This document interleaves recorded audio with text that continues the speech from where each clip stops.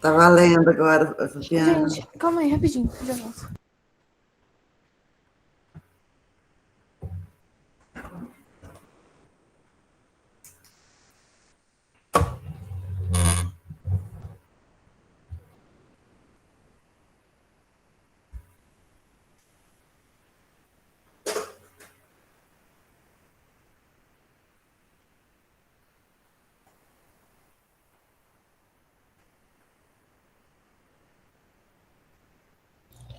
Oi, gente, desculpa, tá? Enfim, o primeiro princípio da felicidade chama o benefício da felicidade. Ele mostra pra gente que atualmente a visão da sociedade acerca da felicidade é que pra gente alcançar a felicidade, a gente precisa primeiro, entre aspas, se dar bem na vida, entendeu? Seja lá qual for o nosso ideal de sucesso, que a gente tem que atingir o sucesso primeiro antes da felicidade. E com diversos estudos isso já foi comprovado que, na verdade, acontece o contrário. Pessoas que atingem um ideal de felicidade antes de atingir o sucesso têm mais probabilidade de atingir o sucesso. Ou seja, tipo, a felicidade é como se fosse uma diminuição de percurso, mais ou menos. O, assim, né, como a gente já pode ver com essa conceituação, trabalhadores, alunos que são felizes, eles apresentam um nível mais elevado de produtividade, seja no trabalho, seja no meio acadêmico. A, as emoções positivas, né, que estão altamente ligadas à felicidade, elas ampliam o nosso escopo cognitivo comportamental. E elas fazem com que nós nos tornemos mais criativos e ajudam a desenvolver nossos recursos intelectuais, sociais e físicos com os quais vamos contar no futuro. O... Esse princípio, ele retoma o conceito que a gente vai ver muito no curso, né? Porque o curso é de Psicologia Positiva e Educação, que é o pensamento positivo. O pensamento positivo, ele abre muitas portas, assim. Mas aí a gente pensar de forma positiva e lembrar de coisas que um dia nos deixaram felizes pode melhorar nosso desempenho no dia a dia. Já foi realizado um estudo em que, assim, dividiram uma turma em dois grupos de alunos, e eles foram fazer uma prova de matemática em salas separadas. Uma turma foi, assim, instigada a pensar negativamente, assim, alguém chegou lá na porta da sala, a gente pode imaginar assim, né, no caso. Alguém chegou na porta da sala e falou: pense no dia mais triste da vida de vocês. E na outra sala fizeram o contrário. Falaram para pensar no dia mais feliz da vida de vocês. E podemos concluir que, nesse estudo, os alunos que estavam na sala, que foi instigada a pensar positivo, a pensar no momento positivo da vida, tiveram maior desempenho acadêmico na prova, no teste de matemática. Então, a gente consegue observar que as emoções positivas, né, porque, assim, pode ser uma simples coisa. Se você lembrar de de uma vez que você foi tomar um açaí com um amigo seu, já pode, assim, melhorar o seu dia, se você pensar naquilo de forma positiva. E, contrário ao pensamento positivo, a gente tem o pensamento negativo. O pensamento negativo é literalmente o conceito invertido. Se a gente pensar negativo, se a gente ficar pensando só de forma pessimista, só em coisas ruins que podem acontecer ou que já aconteceram, a gente meio que reduz a nossa capacidade de pensar.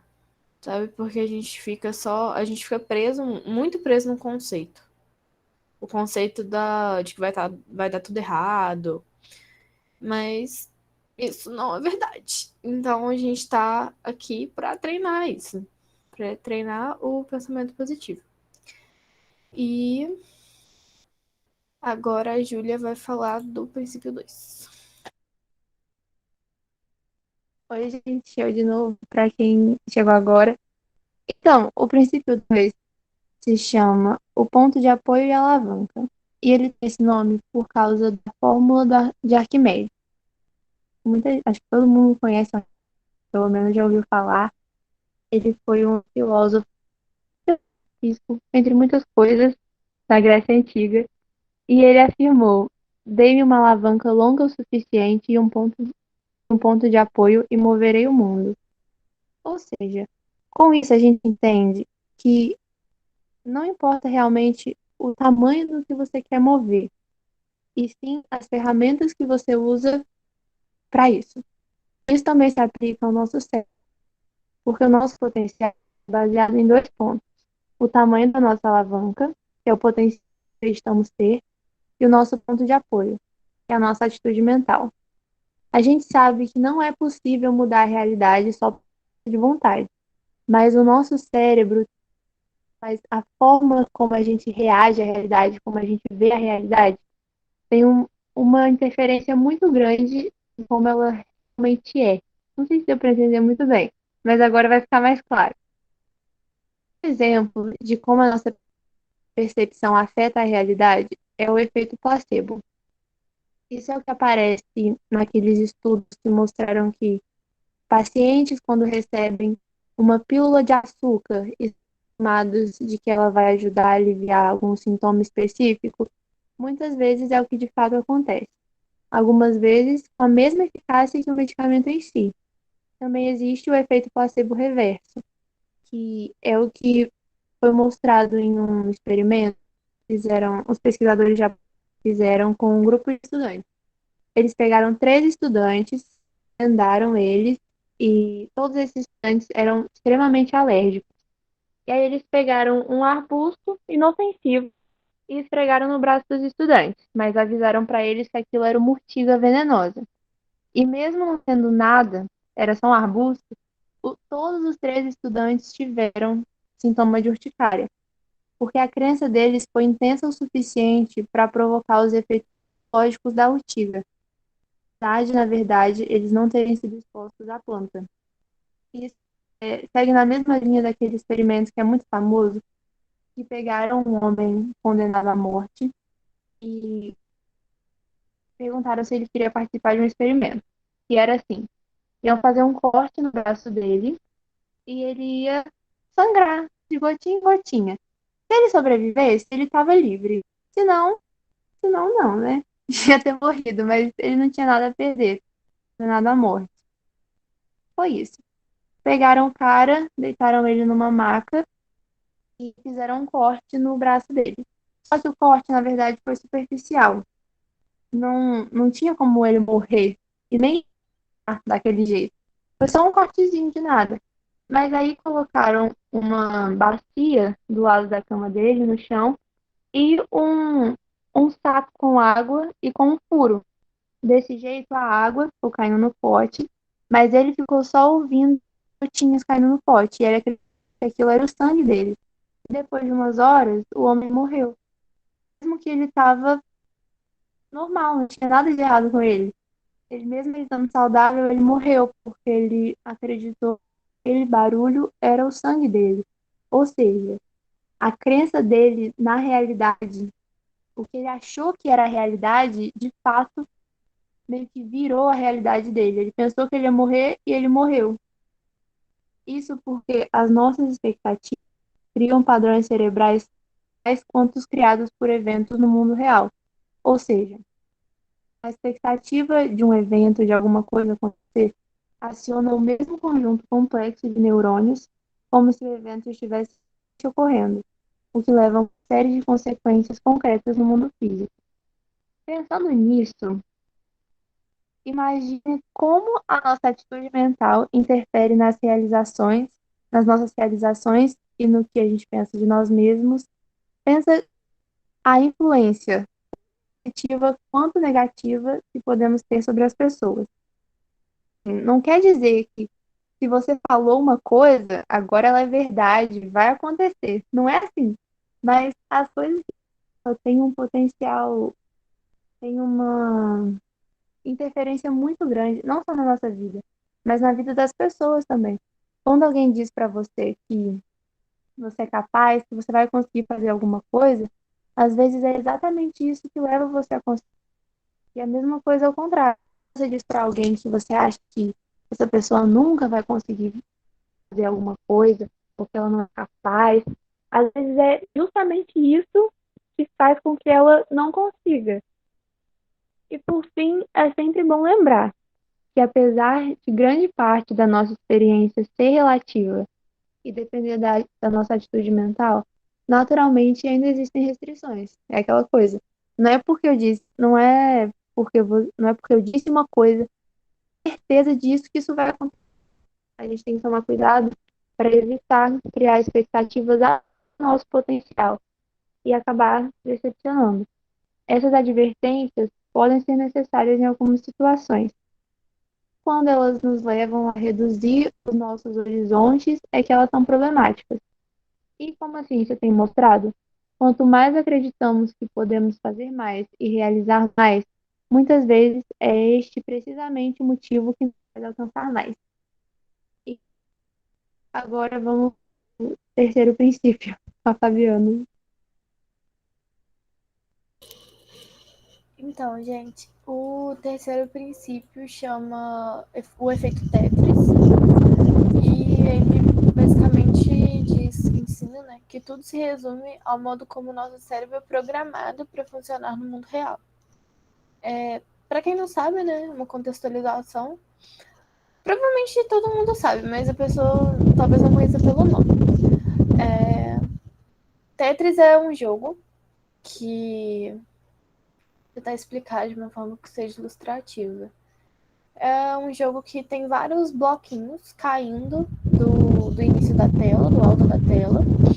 E o objetivo é você fazer linhas embaixo com eles. E eu acho que as linhas vão sumindo de acordo com o que você completa.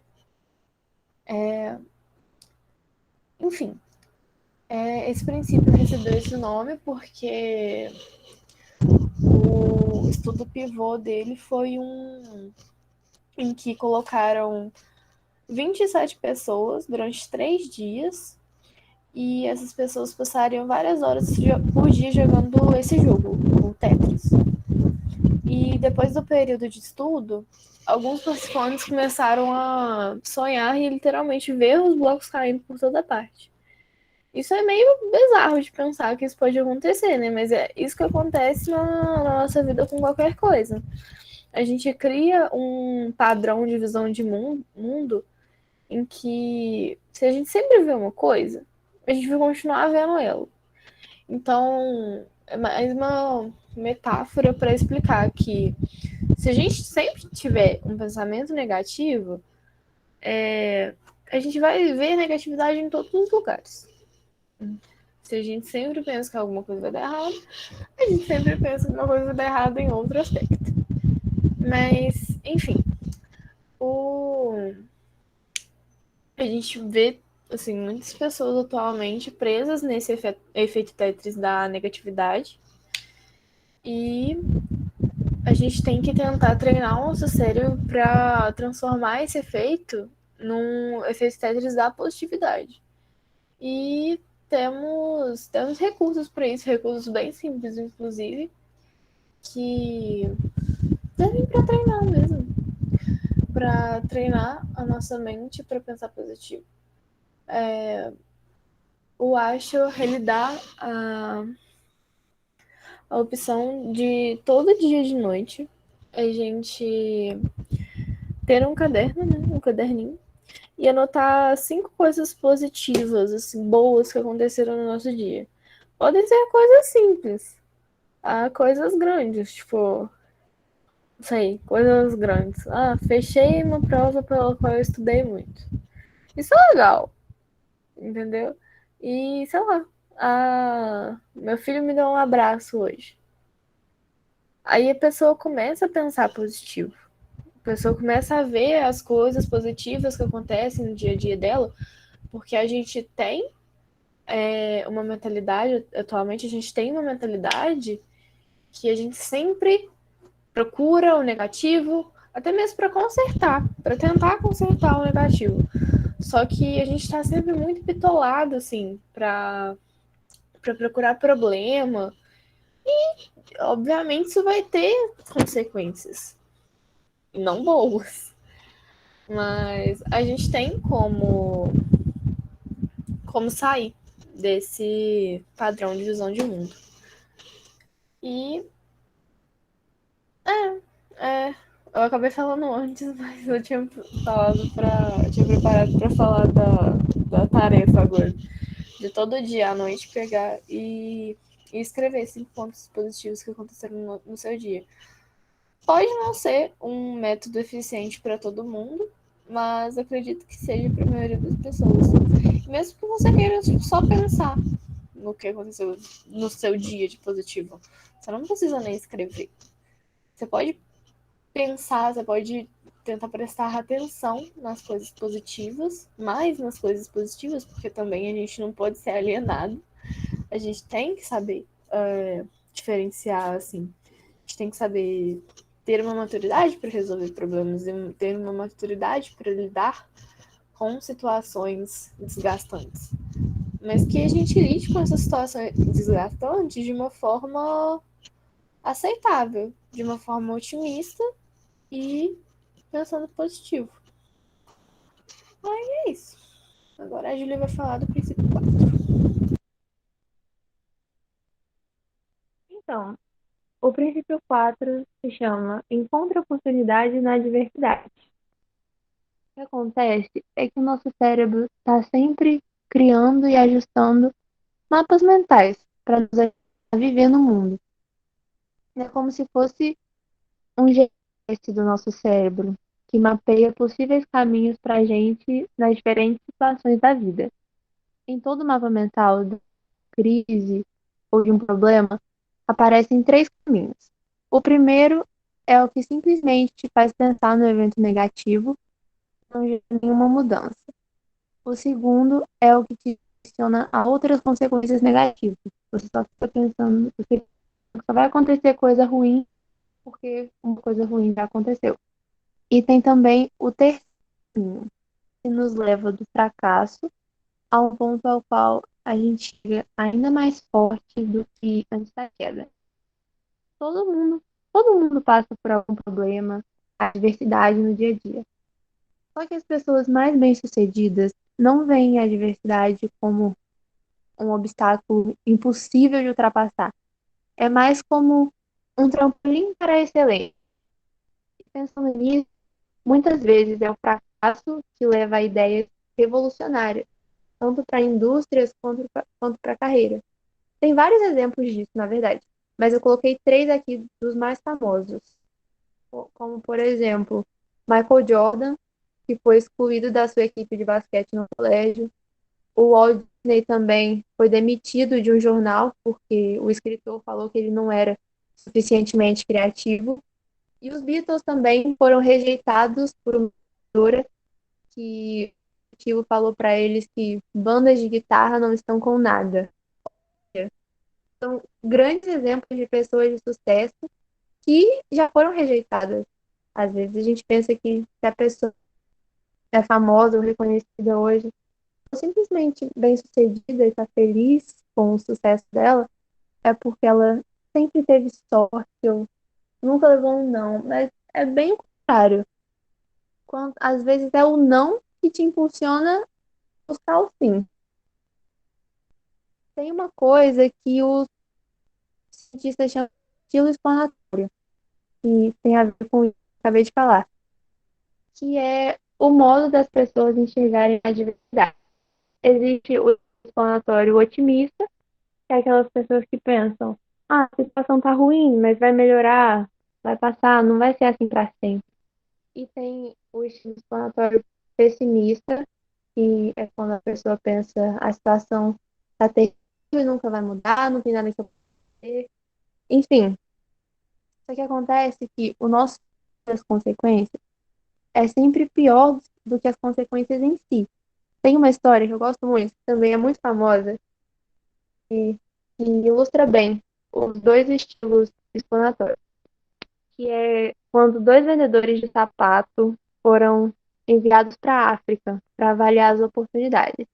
E aí cada um enviou um telegrama separado para o chefe. E o primeiro falou: situação desesperadora, eles não usam sapato. E o segundo falou: grande oportunidade, eles ainda não têm sapatos. Ou seja, uma mesma situação, mas a pessoa otimista vê como uma oportunidade e a pessoa pessimista vê como tá tudo errado, nem adianta tentar. Hoje eu até vi uma frase no Instagram tava, que falou disso, eu acho que tem tudo a ver, que era, deixa eu lembrar, o pessimista vê dificuldade em cada oportunidade, o otimista vê oportunidade em cada dificuldade. É exatamente o nome do princípio, sempre oportunidade e dificuldade. Então, tendo tudo isso em mente, na próxima vez que você se pegar sentindo impotente em relação a algum problema, algum contratempo, não importa qual seja a natureza, tenta lembrar que sempre tem o terceiro caminho. A definição de quando uma pessoa fica depressiva, vontade de continuar, muitas vezes ela pensa que não tem outro caminho, que todos os caminhos que podem dela só levam para coisas ruins. Mas a gente tem que lembrar que não é assim. Sempre tem uma saída, alguma coisa que leva você, depois de um problema, para um ponto que você está bem melhor do que antes. E foi isso. Na próxima terça a gente vai falar sobre os princípios 5, 6 e 7 também. Mas por hoje foi isso. A gente já, como a Júlia disse, semana que vem a gente vai ver o resto dos princípios e falar só que esses princípios eles são referentes ao livro O Jeito Harvard de Ser Feliz, de Challenge.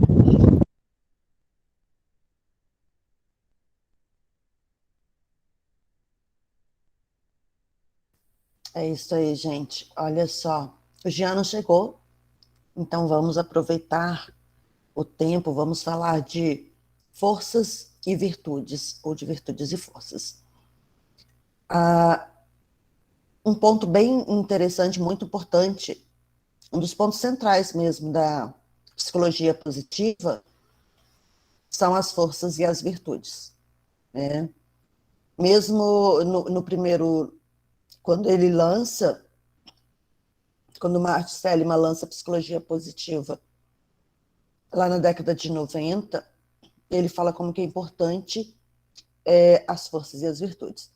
E quando ele volta 10 anos depois, que ele troca o título de Felicidade Autêntica para Psicologia do Bem-Estar, né, que contém os mesmos componentes, as emoções positivas, engajamento, relacionamento, sentido e realização, as forças e virtudes elas não entram exatamente aqui, porque elas são, na verdade, o cerne da psicologia positiva. E nós vamos falar dessas forças e virtudes. Fabiana, você pode passar, por favor?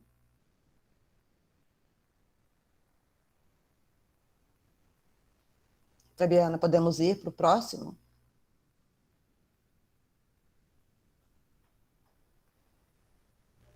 Calma aí que eu vou ter que apresentar de novo porque não estava passando. Ah, tá. Obrigada. E só lembrando, as meninas falaram do livro do Shawn Ashore, que é O Jeito Harvard de Ser Feliz. Ele tinha uma disciplina em Harvard que costumava ter mais de 1.000 alunos por todo semestre. E a disciplina dele se chamava Psicologia Positiva. E aí ele faz uma série de pesquisas com os alunos dele em Harvard. E ele identifica um alto índice de depressão entre os alunos. Não tô conseguindo apresentar, não. Não, tenta parar no segundo. Se você não conseguir, tudo bem. Tá. Aí eu abro.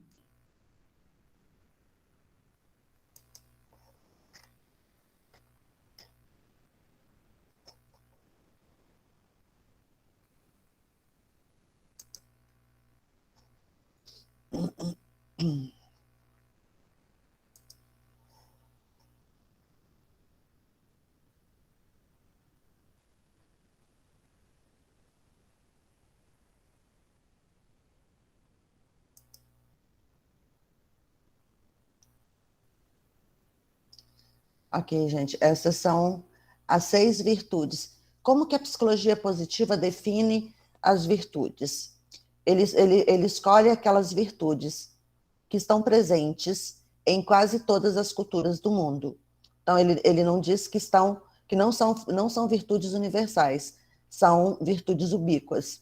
Estão em quase todas, não em todas. Por isso, não poder chamá-las de virtudes universais. Então, assim, existem muitas outras que eles identificaram, mas as 6 mais prevalentes foram amor e humanidade, espiritualidade, transcendência, moderação, coragem, justiça, saber e conhecimento. Pode passar, Juliana, a Fabiana, por favor. A virtude de coragem, ela tem como forças bravura, perseverança e integridade. Bravura e valentia, perseverança e dinamismo, integridade e honestidade. Por favor, Fabiana. A justiça, cidadania e lealdade, imparcialidade, equidade e liderança. As forças da sabedoria são curiosidade, amor, aprendizagem, pensamento crítico, critério, criatividade, habilidade, inteligência prática, inteligência social e emocional e perspectiva.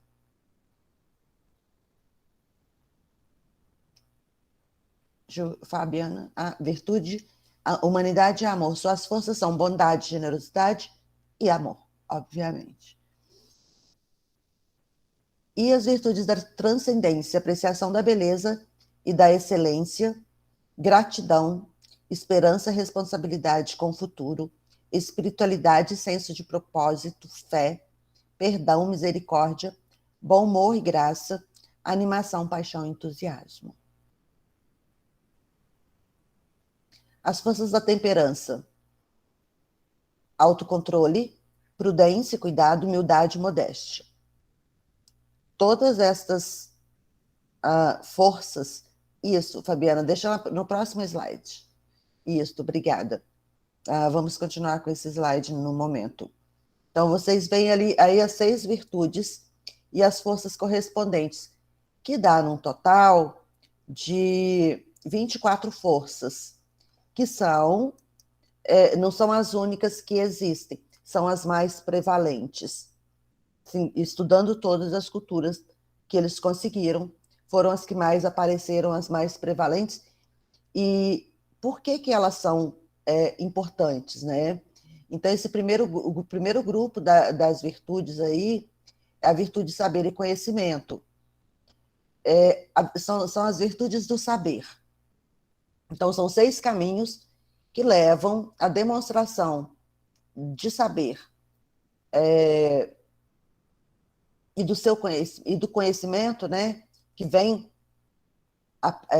antes do saber. Então, antes de saber, você precisa conhecer, e vai desde o aspecto mais básico do desenvolvimento, que é a curiosidade, até o aspecto mais maduro, que é a perspectiva.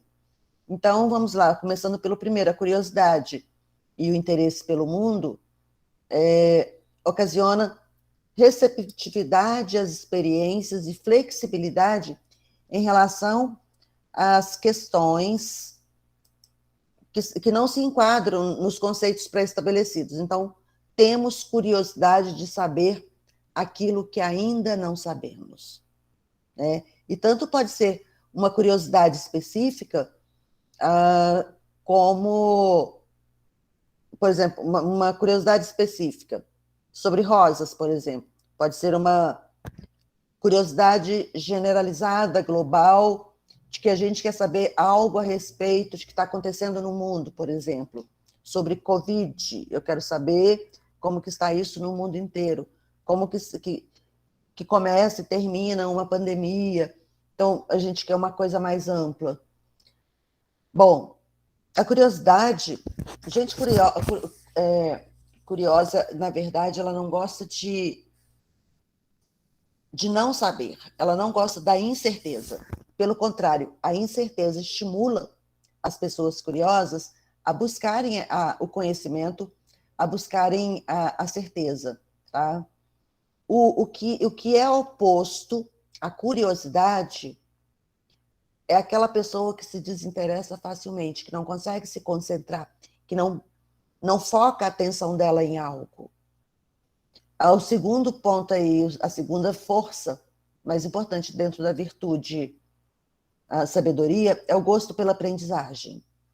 Então, se você gosta de aprender coisas novas, você está exercitando essa virtude, né? Gosta de ler, gosta de visitar museus, tem curiosidade, ouve falar alguma coisa, vai pesquisar. E é claro que com isso você vai se tornar especialista em algo que te agrada, né? Quando o seu conhecimento é valorizado pelos outros, por um círculo mais amplo, ele vai te levar, talvez, para onde você deseja. Então, vocês gostam de estudar, de aprender? Vocês têm curiosidade e busca a aprendizagem? Porque ter curiosidade e não buscar a resposta não te leva a crescer. Bom, o outro critério, né, a outra força aí da virtude de sabedoria é o critério, né, o pensamento crítico. Você analisa as questões por todos os lados, e isso é importante demais para você. Você não aceita, isso é um copo. Não, você vai analisar o copo, você vai olhar de todos os lados, você vai tecer teorias a respeito dele, você busca critérios para definir, né? É o exercício de examinar a informação racional e objetivamente. Eu peguei um exemplo muito simples, porque é o que está aqui à minha mão. Mas quando você quer analisar uma informação de uma maneira objetiva, você tem em mente ajudar outras pessoas com isso, né? Então, você pode se tornar um pesquisador. Você não está satisfeito com o senso comum, então você vai pesquisar, vai buscar a verdade. Critério é também sinônimo de pensamento crítico.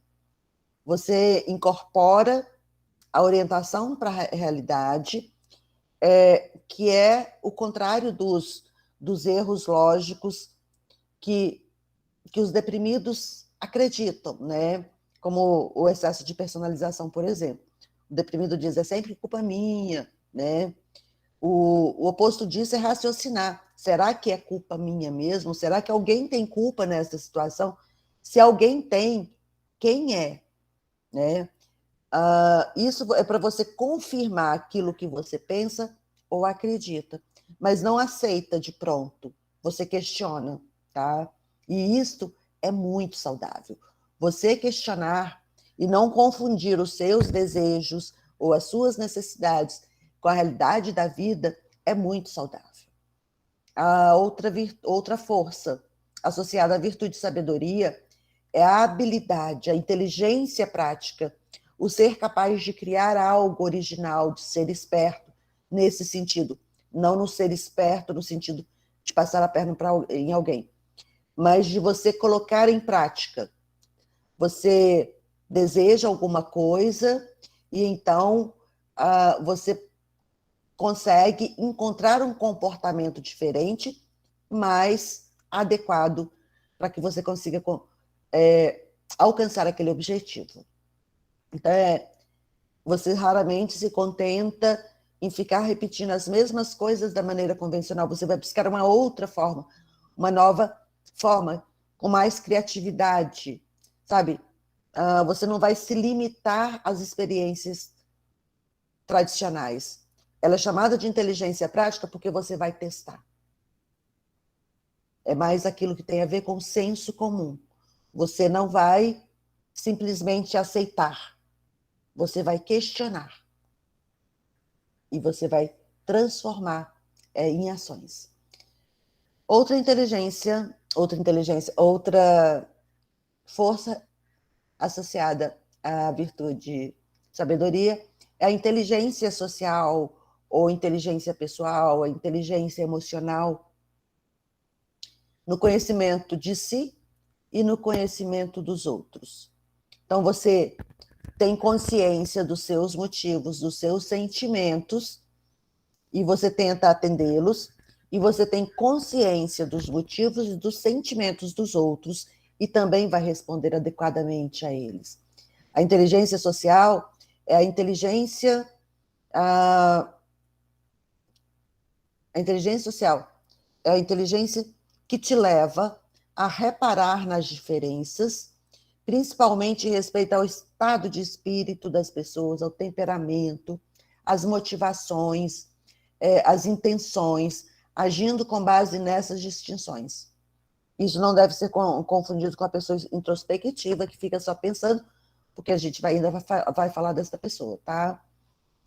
É uma força que aparece em ações de habilidade social, tá? Não é ficar introspectivo pensando, olhando para os próprios sentimentos, mas olhar para o sentimento do outro. A inteligência pessoal consiste em utilizar essa sintonia, né, dos próprios sentimentos e usar isto, né, para o seu comportamento.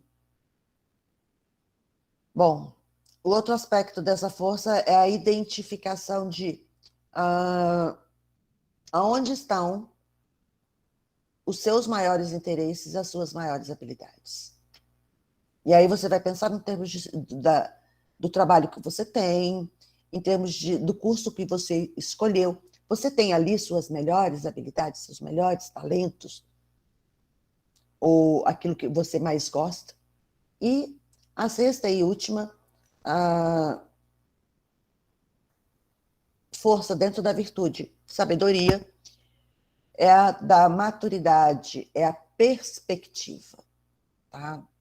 Você ser capaz de ver o sentido que o mundo faz para você, e é esse seu modo de ver, essa sua perspectiva, que também vai fazer você entender que o outro pode ter uma perspectiva diferente e tentar entender a perspectiva do outro.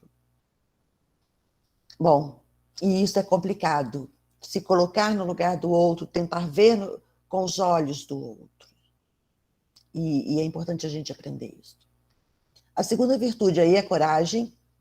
As forças que formam a coragem, elas refletem uma determinação que te leva a alcançar o que você deseja, aqueles objetivos que são importantes para você. Mas, para serem chamados de coragem, esses atos, eles têm que acontecer em situações de grande adversidade. Então, fazer o que você faz na vida diária é uma coisa. Fazer o que você faz num momento de grande adversidade, dando conta de superar as adversidades, isso é coragem. E aí ele aponta a valentia, a perseverança e integridade como os 3 caminhos que mais aparecem na sua pesquisa pelas diversas culturas que levam à coragem. A bravura e a valentia é quando você não recua diante das ameaças, dos desafios, das dores, das dificuldades. Bravura é mais do que valentia diante do fogo, quando o bem-estar físico é ameaçado. São as posturas intelectuais ou emocionais, mesmo que perigosas, mesmo que difíceis, mesmo que impopulares. E também uma outra coisa que a gente avalia na valentia é a presença ou ausência de medo. A pessoa que é valente, ela consegue separar os componentes emocionais e os comportamentais do medo. Ou seja, ela não vai fugir do problema, ela vai enfrentar, por mais assustadora que a situação seja, por mais desconforto que as reações das pessoas trazem para ela. Destemor, ousadia, arrojo, não são o mesmo que bravura. Bravura é enfrentar o perigo apesar do medo. Não é não ter medo, é enfrentar apesar do medo. Bom, coragem moral, por exemplo, é tomar posições que você sabe que são impopulares, que pode até trazer problema para você, defender uma causa, defender um grupo de pessoas. A coragem psicológica, ela inclui uma postura que é necessária para enfrentar as provações sem perder a dignidade. E quando você vê um grupo de pessoas, uma pessoa, uma causa, perdendo a dignidade, você entra, você enfrenta, você não tem, apesar do medo, você não tem, você não recua, você não paralisa, você enfrenta. A outra é a perseverança, né? A pessoa dinâmica, perseverante, ela termina aquilo que ela começa. Ela assume projetos difíceis mesmo, ela vai até o fim, com um bom humor, com pouca reclamação, faz o que diz que vai fazer, às vezes até faz mais do que ela disse que vai fazer. Não significa ser obsessivo com metas inatingíveis. Veja bem, metas atingíveis, é perseguir, é persistir no possível, não é criar metas que você não vai atingir, né? A pessoa, ela é realista, ela não é perfeccionista, ela é flexível. Se ela está no meio do caminho, ela percebe que aquele caminho não está levando ela para onde ela quer, ela pode mudar isso.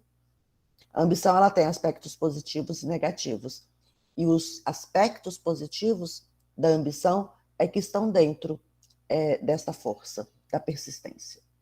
A outra força dentro da virtude, coragem, é a integridade, a autenticidade e ser honesto. Ser honesto, gente, é não apenas dizer a verdade, mas viver de maneira autêntica. É ser prático, é viver sem fingir, é ser uma pessoa verdadeira. Isso é ser íntegro. Sabe, tem gente que acha que ser honesto é só pagar as contas em dia. Não, é você ser uma pessoa íntegra. É mais do que falar a verdade, é se representar, representar as suas intenções, representar os seus compromissos aos outros e a você de forma sincera, por palavras ou ações. Ser verdadeiro com você e não ser falso com nenhum outro ser humano. Não é muito fácil. Por isso que a grande parte das pessoas passam a vida fingindo ser outras pessoas. Então tenha coragem de ser quem você é. Mas se está todo mundo em volta dizendo que está errado, para e reflita. Parar e refletir está lá na virtude de sabedoria. Ouviu, para, reflete. Às vezes, o que os outros estão apontando pode ser algo que você não tenha percebido que você pode mudar. Porque você pode aprender a ser diferente. Mas se você já fez a análise e você tem certeza que você está certo, seja você, seja autêntico. E sempre, sempre a possibilidade de mudar, porque a gente nasceu, tem algumas coisas. Eu ia falar hoje outro assunto, mas como o Jean não entrou, eu resolvi falar desse que é um assunto maior. Bom, então, eu ia falar hoje de um outro assunto, no qual eu falo da importância de manter corpo e mente unidos e de ter consciência de quem você é, a partir do seu corpo, a partir da sua mente.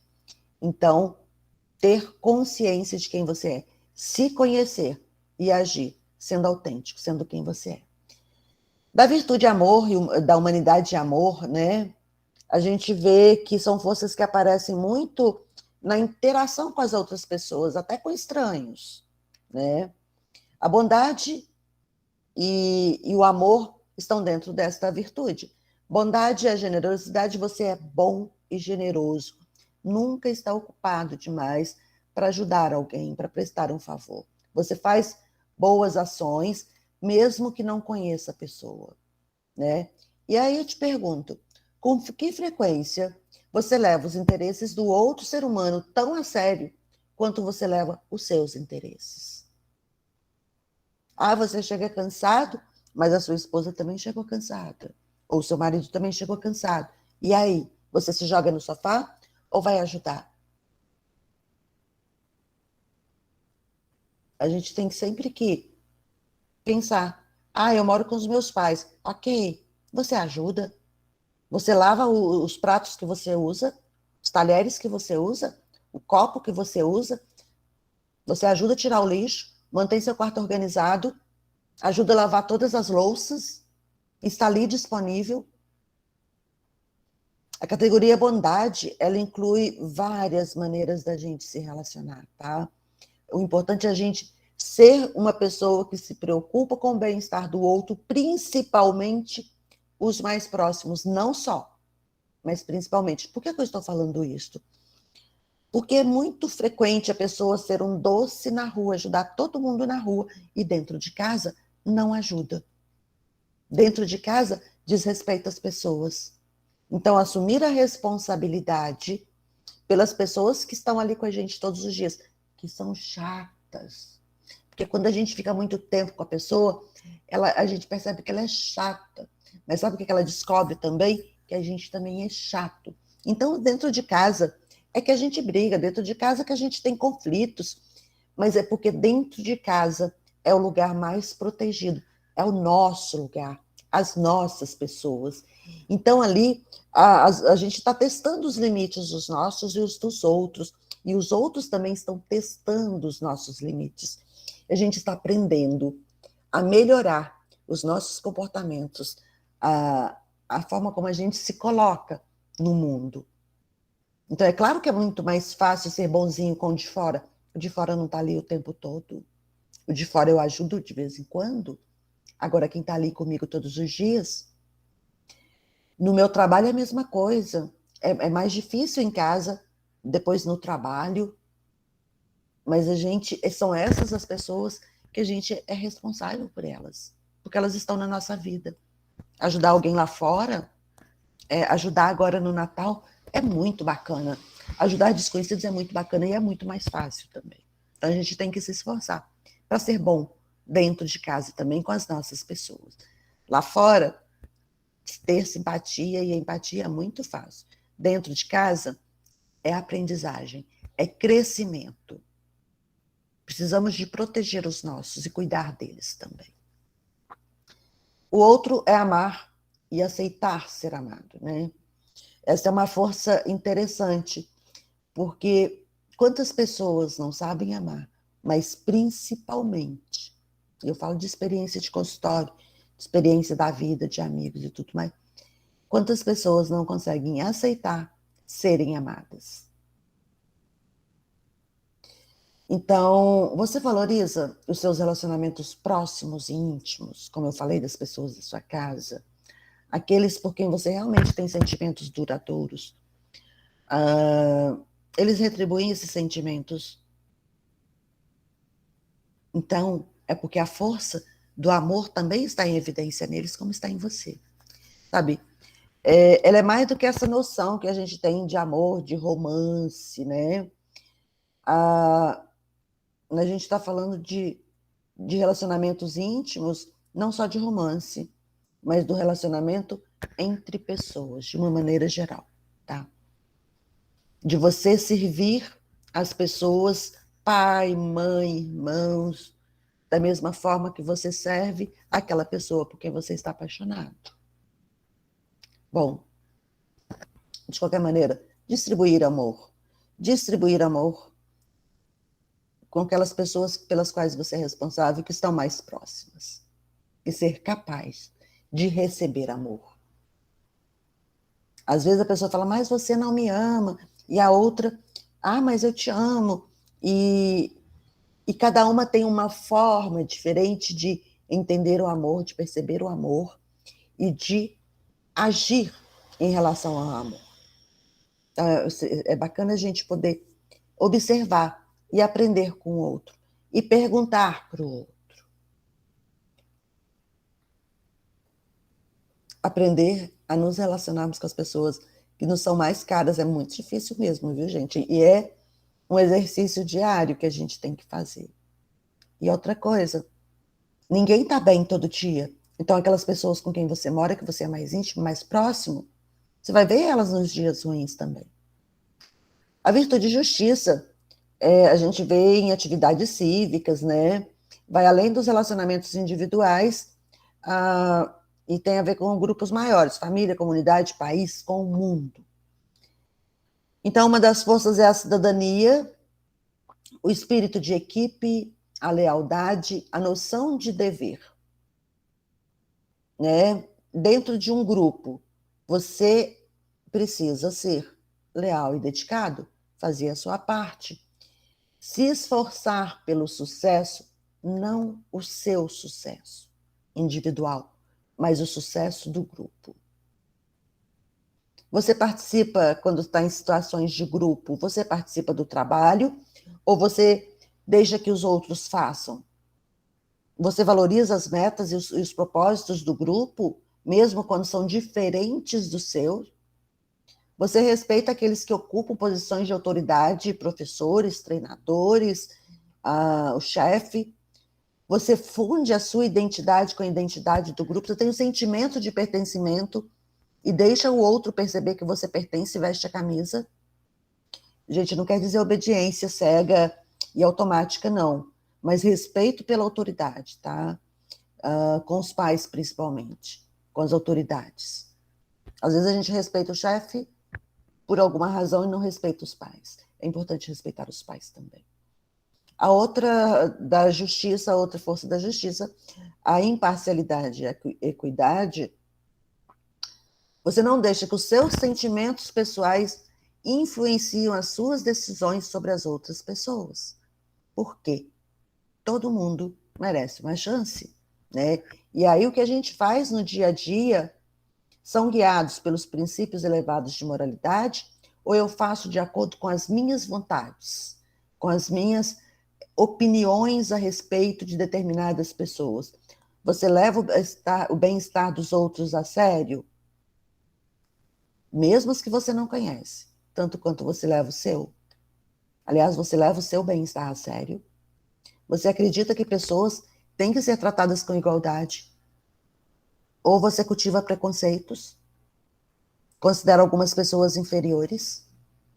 Ou você supera os preconceitos? Porque preconceitos, gente, às vezes a gente nem percebe, e aí a gente percebe que tem. Então a gente tem que estar muito atento ao que a gente pensa, ao que a gente sente, a como a gente julga as pessoas.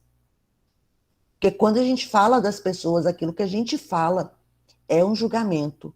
E aí a gente pode perguntar, espera aí, eu posso julgar? Quais são os critérios que eu estou julgando? Estou sendo preconceituoso? A gente tem que se questionar o tempo todo, isso faz parte do nosso processo de autoconhecimento. Bom, e aí dentro da justiça nós temos ainda a liderança. Você sai bem organizando as coisas?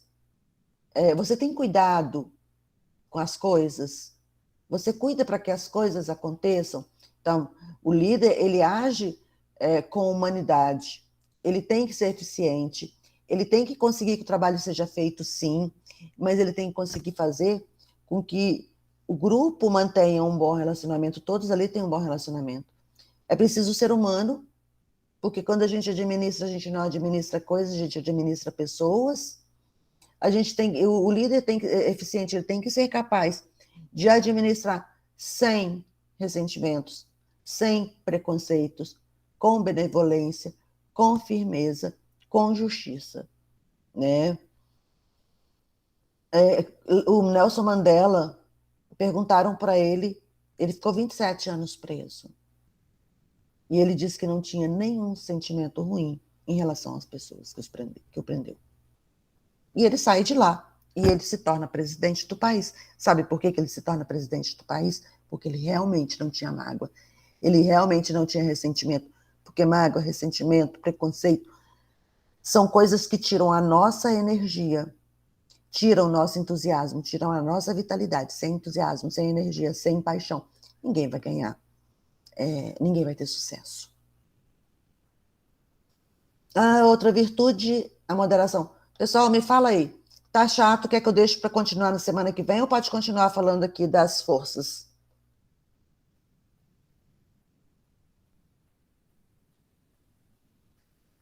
Ninguém vai falar comigo? Estou sozinha. Ok, ok. Ok, obrigada. Então tá. Então a próxima virtude, né? A virtude da moderação, da temperança. Eu gosto tanto dessa palavra, temperança. Eu gosto tanto quando a gente está vivendo em temperança.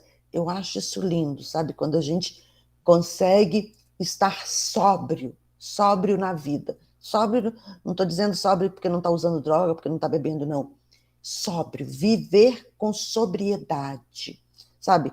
Os apetites, os desejos, com sobriedade em tudo. A moderação é isto, é essa expressão apropriada e sóbria diante da vida, né? Não é reprimir as nossas vontades, mas esperar a oportunidade de satisfazê-las de modo que a gente não se prejudique e que a gente não prejudique os outros. E aí, dentro da moderação, nós temos o autocontrole. Você é capaz de se controlar? Para você, é fácil manter os desejos, as necessidades e os impulsos que tem lá dentro de você, como tem dentro de mim, de todas as pessoas. Você consegue manter isso sob controle quando é apropriado? Sabe? Não é só a gente saber que é correto, é colocar o conhecimento em prática. Diante de um acontecimento negativo, você consegue controlar suas emoções ou você é do tipo que se esparrama? Você é do tipo que descompensa, descontrola completamente, destempera completamente? Você consegue corrigir e neutralizar os seus sentimentos negativos? Não sei se foi nessa turma que eu já falei, se não for, depois eu falo. As emoções. Ai, não foi, não, foi nos seminários terapêuticos. Cada emoção tem uma função. Então, se eu sinto raiva, a raiva não é para eu sair quebrando tudo. A raiva existe para me informar, para me informar que alguém ultrapassou meus limites. Alguém pisou no meu pé. Então, se eu tenho esta informação, 3 minutos de raiva é suficiente, ok? Alguém fez isso comigo, ultrapassou esse meu limite. Eu não dou permissão a ninguém para ultrapassar esse limite. Então, o que eu vou fazer? Ah, essa pessoa, coitada, deixa para lá, né? Fez sem querer, talvez, ou a inabilidade dela para viver na sociedade que fez isso, então deixa para lá. Ou não, não é a primeira vez, isso é grave, isso é sério, espere aí que eu vou lá conversar com a pessoa. Sabe, eu tenho um sentimento, uma emoção que me informa uma realidade. Eu estou com ciúme, quer dizer que a minha felicidade está, ou eu penso que está, correndo risco. 3 minutos, eu acho que a minha felicidade está correndo risco. Eu vou investigar isso. Será que realmente tem alguém? Será que meu marido está me traindo? Será que alguém está aí interessado no meu namorado, chamando a atenção dele? Será que aquela ali que está olhando para ele está interessada nele?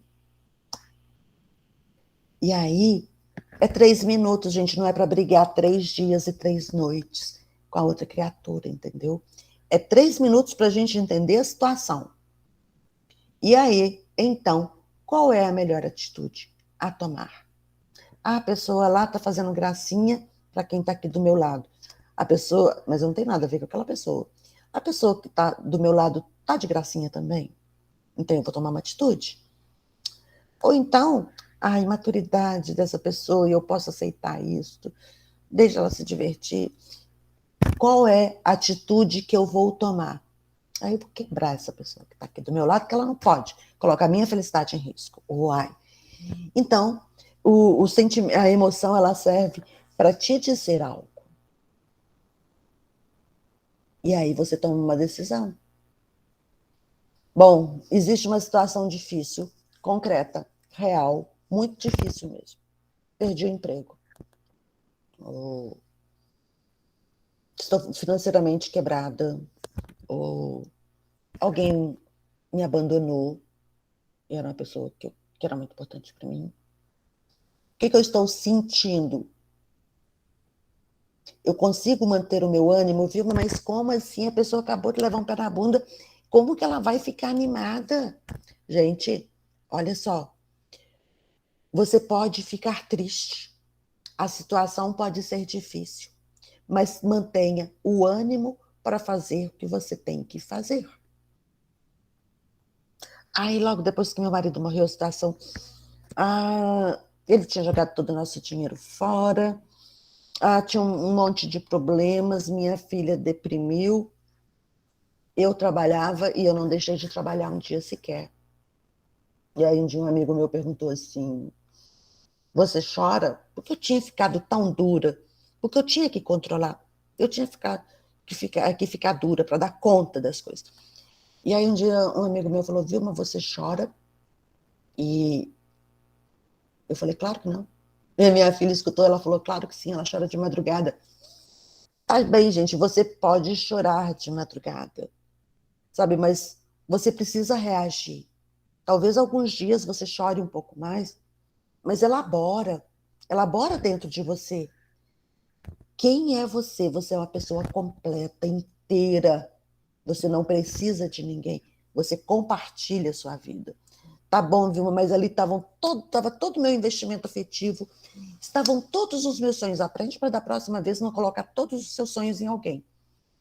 E se recupere. Comece a criar sonhos para você, para a sua vida, para a vida que você deseja. Ô, Vilma, mas eu vou ficar triste. E daí, gente, ficar triste não é problema. Se você está de luto, se você sofreu uma perda, seja qual for, ficar triste é saudável. Você não pode se paralisar, se entregar, parar sua vida. Vai lá e faz o que tem que ser feito. Atende as pessoas que você tem que atender. Cuide do que você tem que fazer, que é sua responsabilidade, principalmente das pessoas que estão à sua volta. Depois de madrugada você chora. E depois lava a cara e vai dormir, porque você precisa de repor energia. E isso, gente, é numa conversa dentro de você. É você começar a olhar para você, reconhecer o próprio valor. Se amar, primeiro é amar você e ter o controle. Não é para não ficar triste, é para ter o controle diante de uma situação difícil. A gente consegue, a gente aprende. Isso é maturidade. Outra força dentro desta virtude aí, que é a virtude da moderação, é a prudência. É você ser discreto, é você tomar cuidado, não correr riscos, ser uma pessoa cuidadosa com você e com os outros. Não dizer coisa... O autocontrole veio antes, tá vendo? Autocontrole, para você não dizer coisas das quais vai se arrepender mais tarde. Para não fazer coisas das quais vai se arrepender mais tarde. Prudência. Espere ter todas as informações necessárias antes de tomar uma decisão, antes de agir. Há indivíduos, pessoas que são prudentes, elas são ponderadas. Pondera, pergunta para si, pergunta para o outro, busca novas informações, resiste ao impulso de fazer a coisa imediatamente. Ela sabe que ela não vai conseguir realizar a meta dela de hoje para amanhã. O objetivo é grande, pode ser para um mês, um ano, 10 anos. As metas, a gente divide os objetivos em pequenas metas para a gente conseguir realizar. Mesmo metas pequenas, às vezes não é possível conseguir de um dia para o outro. A gente tem que aprender, ter paciência, ser prudente, não querer, como que dizem por aí, enfiar as mãos pelos pés, os pés pelas mãos. O cuidado é uma força que os pais desejam ver nos filhos. É verdade. Principalmente num mundo como o de hoje, que é cheio de perigo. sabe? Escolha bem a sua profissão. Os pais desejam que os filhos sejam bem-sucedidos e sabem que eles precisam de ser cuidadosos, prestar atenção. Você está chegando de madrugada em casa, olhe para os lados na rua, seja cuidadoso. Não vá abrir o portão se está vendo uma pessoa estranha, se você não dá conta de fazer isso rapidamente. Sabe, começar a prestar atenção nas coisas. Você está andando por uma rua, sente que tem uma pessoa que está acompanhando o seu passo. E ela está se aproximando cada vez mais. Entre num lugar, pare para conversar com uma outra pessoa, procure. Entendeu? Tomar cuidados. Não vá em lugares que as pessoas dizem que não é bacana. A gente precisa de se informar primeiro. Ter autocontrole, ser prudente, é muito importante. E ser humilde. Humildade e modéstia.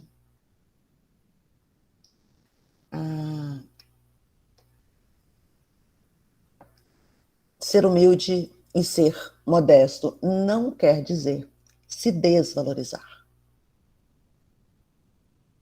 Não é desvalorizar algo que você fez. Mas também não é querer estar em evidência o tempo todo. Deixe que aquilo que você faça fale por si mesmo. Deixe que o seu comportamento fale por si. Um dia desses, alguém estava me contando uma série de relacionamentos amorosos que acabaram, e eu identifico que por trás de todas aquelas histórias, o que eu identifiquei é que a pessoa em nenhum momento disse, eu amo do jeito que a pessoa quer ser amada. A pessoa só diz assim, mas eu quero amar do jeito que eu quero amar alguém. Então eu encontrei a pessoa e ela não me deixou amá-la do jeito que eu queria. E a pessoa não percebe. E ali conversando em outras coisas, a pessoa fala, eu não gosto disto, mas ele acha que a pessoa gosta daquilo mesmo, ela não dizendo. E aí eu falei, você precisa de humildade. Acho que a sua vida vai mudar muito. Sabe o que a pessoa respondeu para mim? Isso é fácil. Eu sou muito humilde, então tá tudo bem. A pessoa, olha só, até você ficar o tempo todo repetindo que você é muito humilde, que você é muito modesto, buscar o engrandecimento. E a gente não faz isso. A gente se valoriza, mas a gente não precisa de ficar o tempo todo dizendo porque eu sou muito honesto, porque eu sou muito humilde. Ouve as pessoas, veja o contexto, veja como que as pessoas se comportam, veja a reação das pessoas aos seus comportamentos, às suas palavras, para ver se você de fato está sendo humilde. Humilde não é se desvalorizar e se colocar por baixo. Ser humilde é não ter a necessidade de se mostrar melhor para os outros. É você poder ouvir o outro sem medo de que isto diminua você. É você poder pensar em algo que alguém disse sobre você para saber se a outra pessoa tem razão ou não. Sabe? Quando você começa a dizer, mas por que você... Não que eu estou dizendo que a gente deva fazer isso, acusar as pessoas, mas porque você fez isso, a pessoa que não é humilde, ela não espera nem você terminar a sua frase para ela dizer que não. Ela não pensa.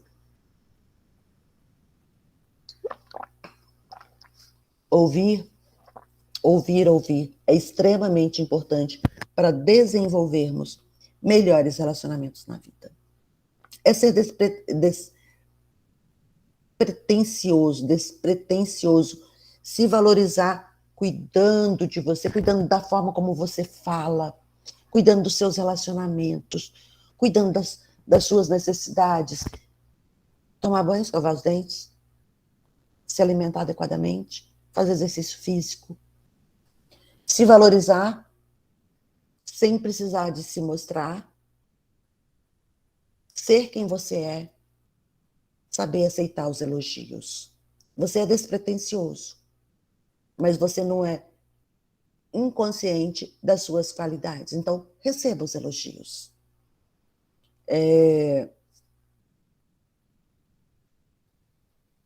Não pense que aquilo que você deseja é o mais importante para o mundo e para todo mundo. Você tem tanta influência na ordem das coisas como qualquer outra pessoa. Mas você não precisa ficar dizendo o que você faz, tá? Não é viver uma modéstia de fachada, tá? É olhar para dentro de você, para o seu modo de ser. É isso.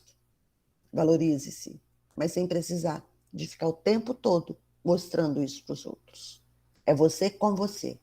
É você reconhecer as suas forças, as suas virtudes. Por falar, você reconhecer as suas forças e virtudes.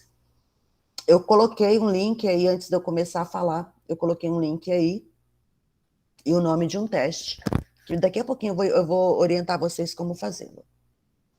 A outra virtude, transcendência, é o grupo final das forças, né? Não é um termo popular como espiritualidade, mas fala de escolha, tá? Fala de escolha. Dentro da virtude, transcendência, existe uma força que é a espiritualidade. Mas também existem forças não religiosas aí dentro, como o entusiasmo, como a gratidão. Então, são forças emocionais que saem de você, que estabelecem conexão com algo maior e mais durável. As outras pessoas, o futuro, a evolução, Deus, o universo, enfim.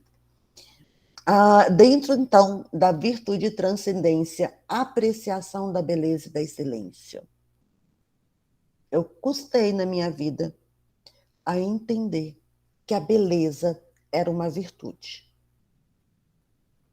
Hoje eu sei que a beleza é uma virtude. A beleza é uma virtude. A beleza é uma força da virtude. E é um dos arquétipos mais bonitos, sabe? E Platão falou isso há 2000 anos atrás, no livro O Banquete. Se alguém gosta de filosofia, O Banquete é um livro bacana para se ler. Lá é uma reunião de filósofos, como eles costumavam fazer, e num desses banquetes, O Banquete, todos eles fazem um discurso sobre o amor. E aí um deles lá fala que nem todo amor é belo, apenas o amor que leva a amar belamente. Nem toda a justiça é bela, apenas a justiça que é bela em si, que realmente é justa. Então, se a gente começar a pensar que as coisas têm que ser belas, se você faz algo mal feito, isso não é belo. Se você tem a beleza como um dos seus ideais, de fazer tudo belo, de ter uma vida bela, você vai ter cuidado com seus gestos, com as suas ações, com seu comportamento, com tudo, sabe? A beleza da flor, a beleza, a excelência, a habilidade em tudo, na natureza, na arte, na matemática, na ciência, em cada momento da vida de todo dia, sabe? Apreciar com espanto, com admiração, sabe?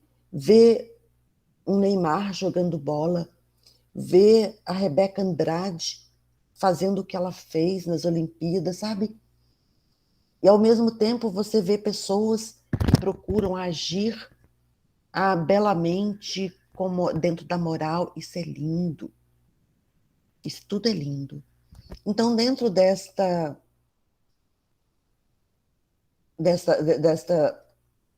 virtude que é a transcendência, a apreciação da beleza e da excelência é uma força que a gente tem que desenvolver também.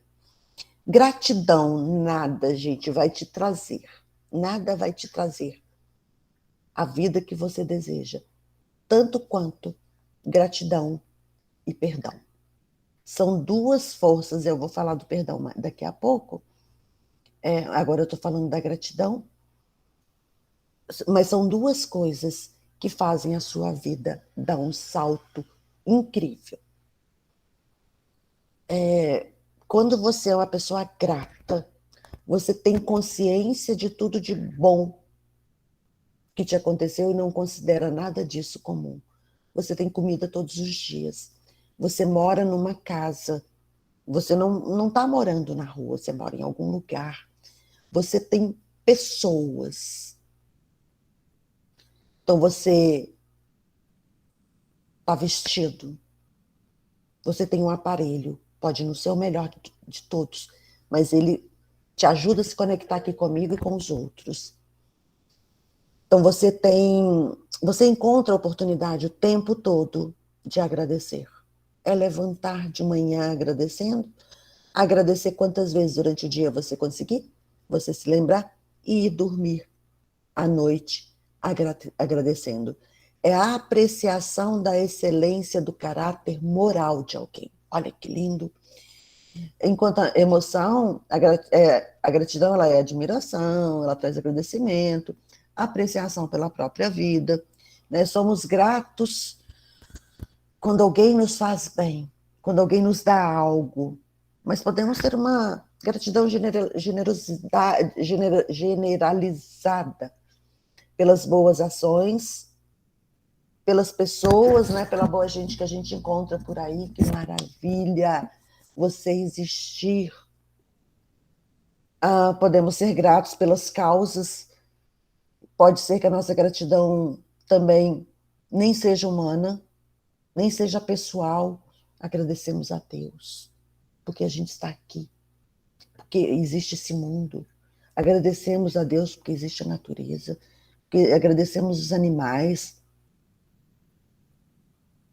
sabe? Agradecemos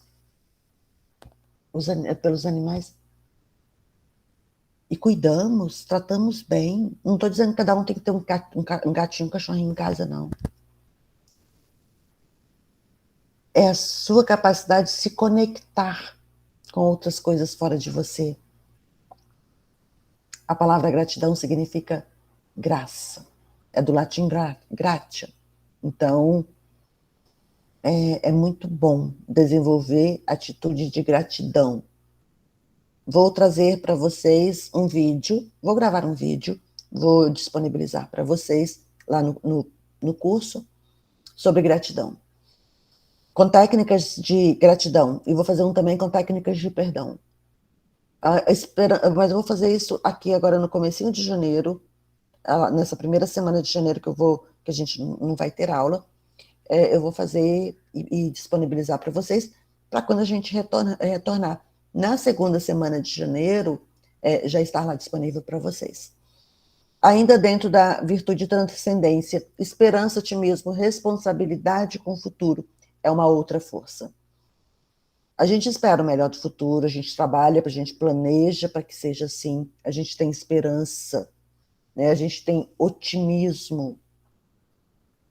E isso significa uma postura positiva em relação ao que está por vir. Esperar bons eventos, sentir que eles acontecerão, mesmo que a gente não faça muito esforço. Desejar isto, planejar para o futuro. Isso nos dá ânimo. Isso nos faz viver em relação aos nossos objetivos. Eu costumo falar que esperança, às vezes eu costumava falar isso, não falo isso mais, mas costumava falar que esperança era a pior coisa que existia. Porque se a pessoa não conseguisse o que ela queria, ela entrava no modo desesperança. E o modo desesperança é, para mim, um dos piores sentimentos que a pessoa pode ter. Mas hoje eu já entendo que não. Se a gente consegue trazer uma pessoa que está no modo desesperança para o modo esperança, a gente consegue transformar a vida dela. Mas porque estar desesperançado, não acreditar em nada, não pensar que o futuro pode ser bom, gente, isso adoece. Isso machuca todos os dias. E tem tanta gente que vive assim. Espiritualidade também é uma das forças dentro da virtude transcendência, né? Ter senso de propósito, a fé, a religiosidade. É você que tem crenças fortes a respeito de um propósito maior e do significado do universo, do significado do mundo. Você sabe onde se encaixa e você sabe viver isto. Quem tem uma espiritualidade não tem problema com isto. Sabe? A pessoa que vive ali, que tem um senso de propósito da vida dela, ela está com um direcionamento. Ela está bem. Quem não consegue encontrar esse propósito na religião dela, na religiosidade, na espiritualidade, essa precisa de ajuda. Aí vem uma mais alienado. Gente, eu prefiro, o Martin Seligman até fala isso, né?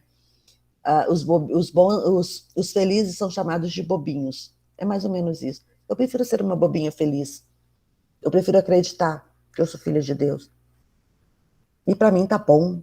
Aí eu tenho amigos que não acreditam, e tá bom também. Eu tenho amigos budistas, está bom também. Eu tenho amigos de outras religiões e tá tudo bem, sabe? E dá para conversar religião com eles? Dá para conversar. Quando a gente é evoluída, a gente consegue. Não que eu seja tão evoluída, mas a gente tenta, principalmente através da espiritualidade, se tornar um ser mais evoluído.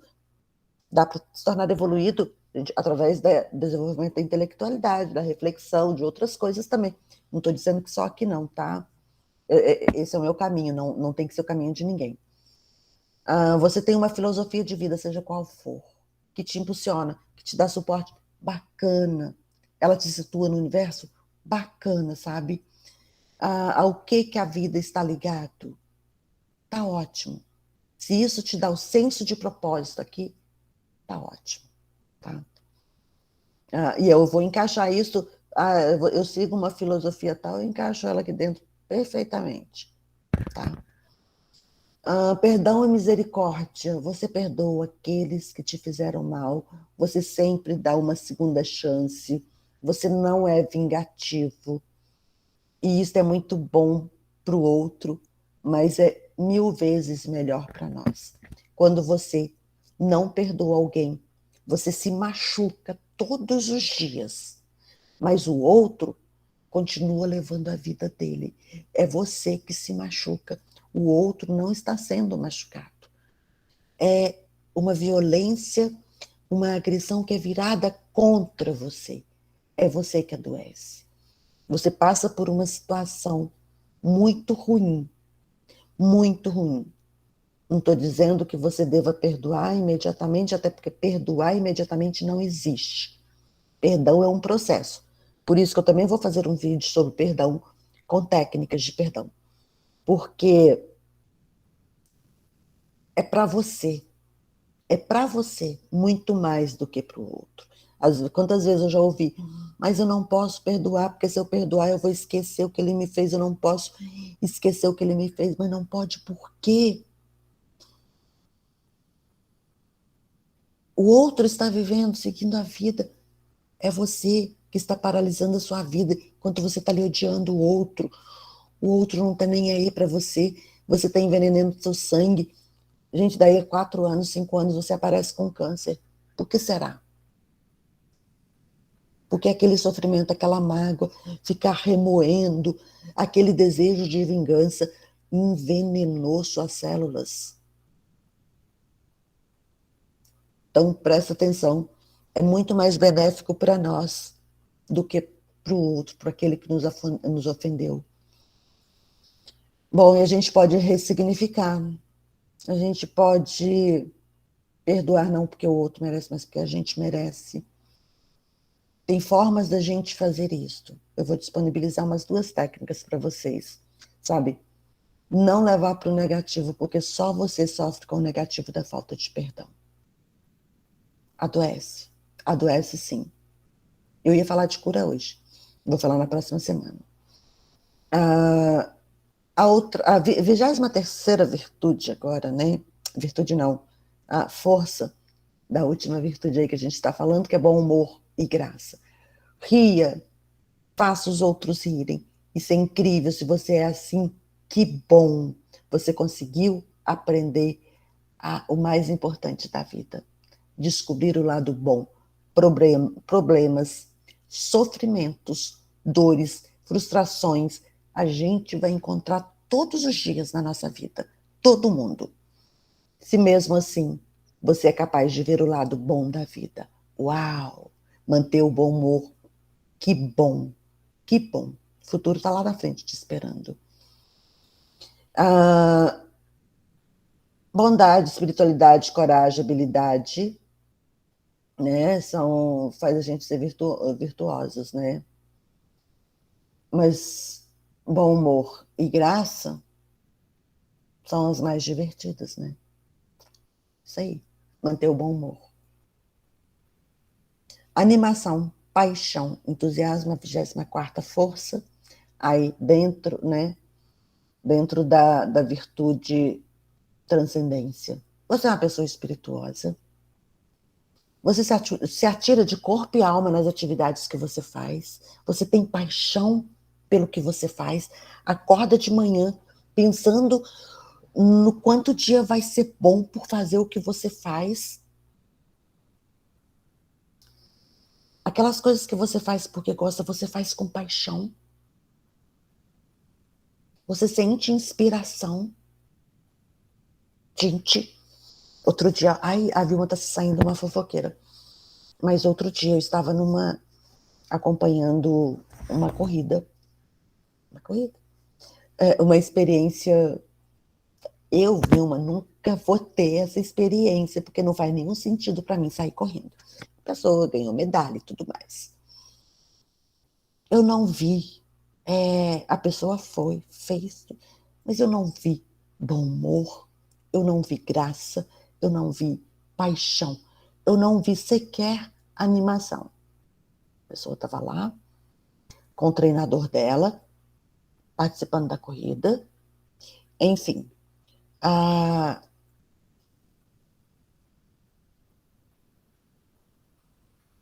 Põe paixão em tudo que você fizer, vai ser mais fácil. A gente passa pelas dificuldades de uma forma bem mais tranquila. Gente, então são essas as forças e virtudes, as virtudes e as forças. Por favor, Fabiana, vamos para o último slide.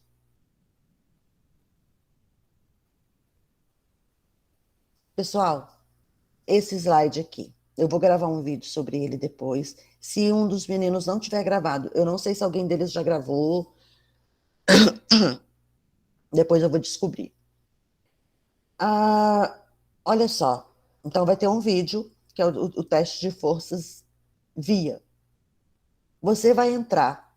Eu não sei se vocês já fizeram algum teste lá, se vocês viram algum vídeo que alguém tenha orientado vocês para entrar no site do Martin Seligman, o criador da psicologia positiva, que é esse aqui, ó. O que eu coloquei para vocês, eu coloquei aí. O site dele é o Authentic Happiness, que é o Felicidade Autêntica. Tá lá em inglês. O teste vai aparecer eu acho que você pode escolher o espanhol e não o português. Eu não sei como que está hoje, mas um tempo atrás eu só tinha português até a primeira ou segunda página. E depois voltava para o início. Você não conseguia prosseguir no teste. Tem o espanhol. É um teste que não tem tempo marcado, então você pode, alguma palavra que você não entendeu ali do espanhol, você pode dar uma olhadinha ali, procurar um tradutor e fazer o teste das forças, teste de forças via. Você vai fazer o teste, o resultado vai para você. Eu não vou ter acesso, ninguém vai ter acesso, porque esse é o site do Dr. Martin Seligman. Ele continua atualizando os dados dele sobre a pesquisa dele, então esses testes vão ficar ali indefinidamente, porque de anos em anos eles vão pegar os resultados, as novas respostas, e ver se as pessoas mudaram, como que isso continua, se elas continuam iguais com o passar do tempo, enfim. Então, claro que as suas respostas vão ser gravadas, vão ficar gravadas lá em algum lugar, mas eles não estão interessados em descobrir quem é você, não, porque são milhares de pessoas esparramadas pelo mundo inteiro. Eles só querem as respostas quantitativas mesmo, tá? Então, não relaxem, podem entrar lá com tranquilidade. Aí vocês entram ali na central de testes, tem vários testes. Vamos recomendando eles ao longo dos vídeos, o de otimismo e outros. Esse é o teste pesquisa de forças, teste VIA, VIA. Você vai entrar numa sala de teste, está lá cheio de testes, você vai procurar teste, acho que é teste pesquisa de forças, teste via pesquisa de forças, acho que é isso. Isso, aqui, ó, via pesquisa de pontos fatos de caráter, acho que é isso. Ou via teste de forças. Desde que tenha as 3 letrinhas, via, V-I-A, é esse teste que eu quero que vocês façam. Vocês vão conhecer quais as forças mais prevalentes na sua vida, que mais te apoiam. E você também vai perceber que talvez... ok, Tânia. Você copiou aí, Tânia? Você copiou o link aí? Ok. Depois também envio para vocês. Então, bacana. A gente está terminando também, Tânia. Agora é só terminar aqui e a gente vai encerrar. Até o próximo encontro. Abraços. Então é isso, gente. Nós vamos fazer esse teste. Faça no final de semana, faça o dia que vocês puderem. São 240 perguntas, mas ele é bem rápido, ele é bem fácil de fazer. Tá? Rapidamente você consegue. Bom, se você não conseguir fazê-lo porque não conseguiu acesso, porque não consegue mesmo entender o espanhol, porque não conseguiu uma internet que deu conta, você fala, porque a gente vai fazer um vídeo resumido, acho que com 24 perguntas, eu acho, do teste. O que não é uma coisa bem bacana. Bacana é você fazer o teste completo e você ver as forças que mais te apoiam na sua vida. Tá bom, gente? Foi muito bom estar com vocês. Eu vou parar aqui, eu vou desligar a gravação, vou interromper a gravação, mas não quer dizer que a gente tenha que sair. Vocês, se tiver